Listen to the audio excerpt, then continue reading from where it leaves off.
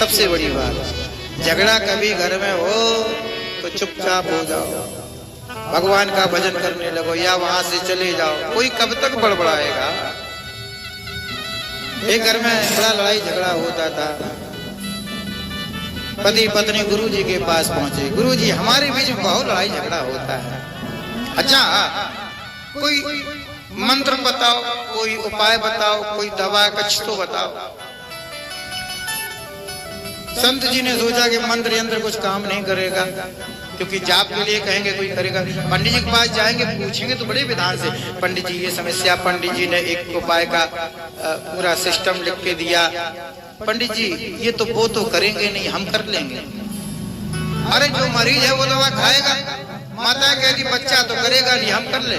पत्नियां कहती वो तो करेंगे नहीं, हम कर ले। क्यों भाई, जिसको समस्या है वो करे ना, तो पट में रख ले इसको, है ना। और कब तक मुंह में दवाई बनी रहे? बोले जब तक वह बोलती रहे तब तक। अगर पति बोले तो पत्नी तो ढक्कन डाल ले, जब तक वो बोले तब तक। ऐसे ही होने लगा। कभी पत्नी बोले तो पति वो दवाई डाल के मुंह बंद करके चुपचाप बैठा रहे, और जब पति कहे तो पत्नी ऐसा करे।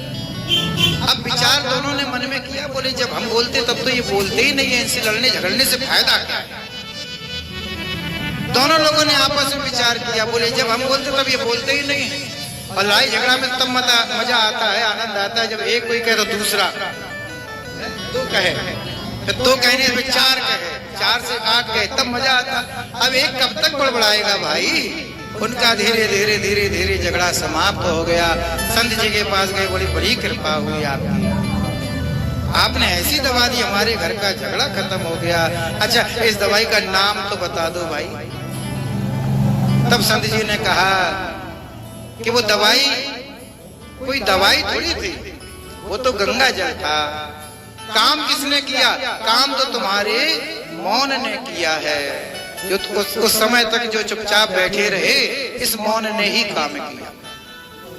लड़ाई झगड़ा होता है, सबके यहाँ होता है, थोड़ा किसी के थोड़ा किसी के यहाँ ज्यादा होता है, लेकिन शांत भाव से। या तो वहां से हट जाइए, और नहीं तो शांत भाव से चुपचाप बैठ जाइए।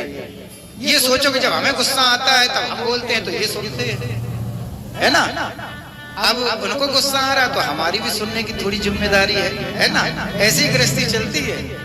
हाँ, कभी तुम सुन लो, कभी वो सुन ले, धीरे धीरे ऐसे ही जिंदगी की गाड़ी चलती चली जाए।